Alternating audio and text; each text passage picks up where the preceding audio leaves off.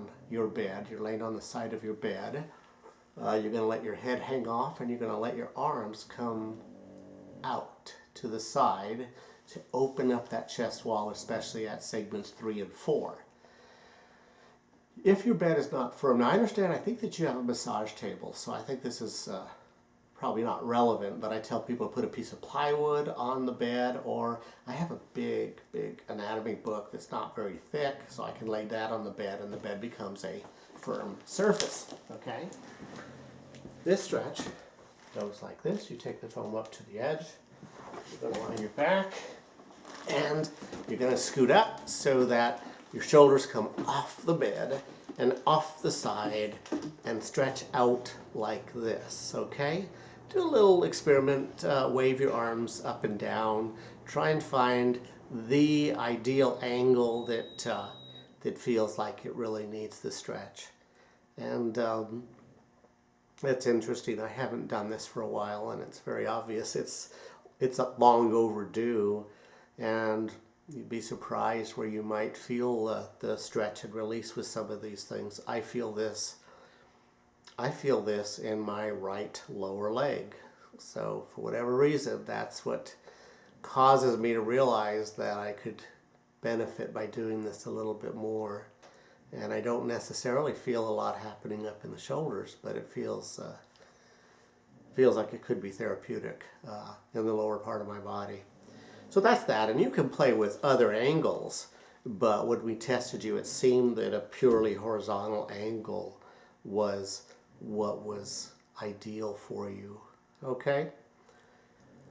So I just want to reiterate that where you have the force along the ribs determines whether it's closing the ribs in towards your spine, which we're trying to accomplish here, but if the ribs are laid further out, because the ribs are curved, then that's going to actually encourage the ribs to come out more in the back. You have to trust comfort, okay? You have to trust how you feel.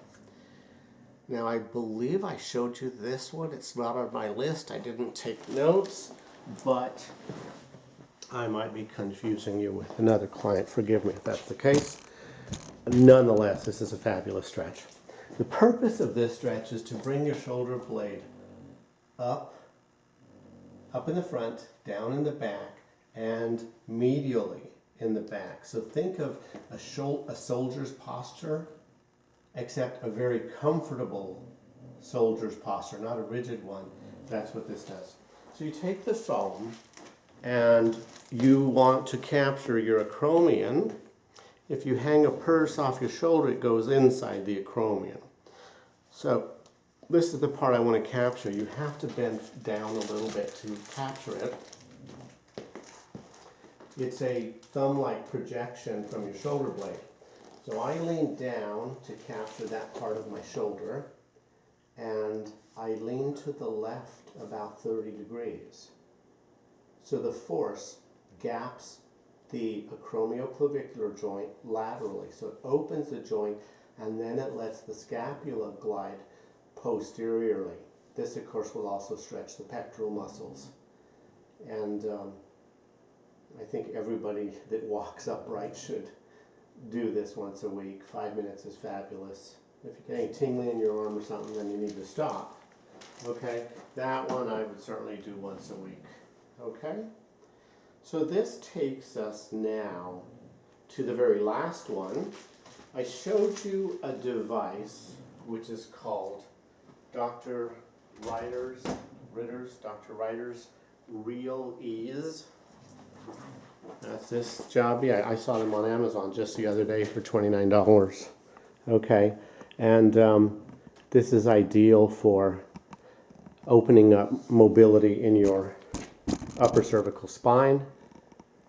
We did some work there. We also did some work on your husband in that same area, and I thought it was very worthwhile.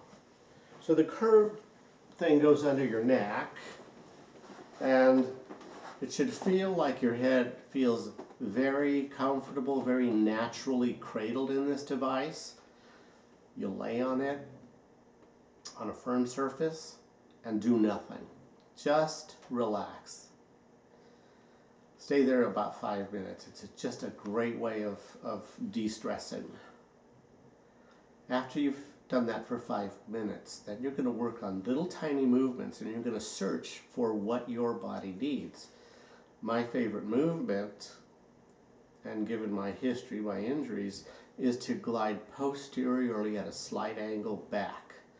So instead of pushing straight down to the floor, I'm pushing up at about a 20-degree angle. That matches the slope of the joint where the head connects to C1.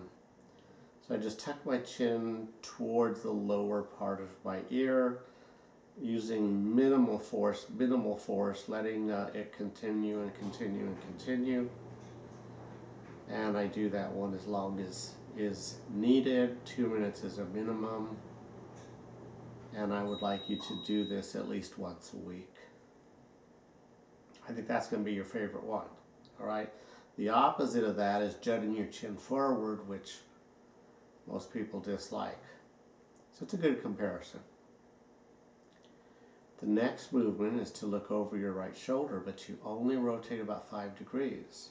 If you're forceful, you can go further, but there's a natural constraint in this device such that if you move very gently, you only make small movements. So you could rotate to the right 30 times. You'll know by the 10th time whether or not you need this.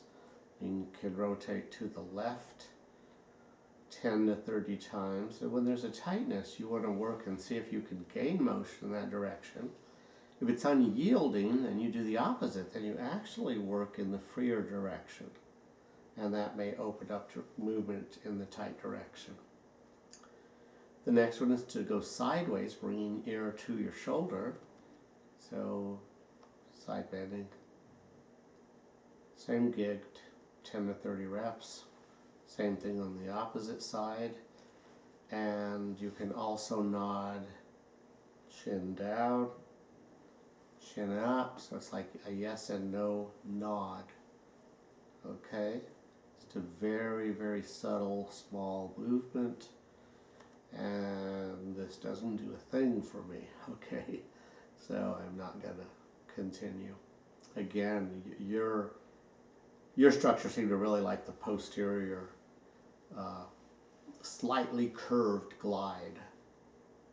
The other movement is that your head is a block of ice and it's just sliding on the table left to right.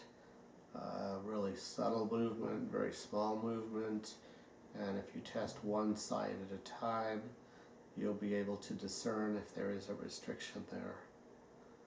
Okay? So that is it. If you have questions, please let me know, and look forward to getting feedback from you again in the near future. Thanks very much.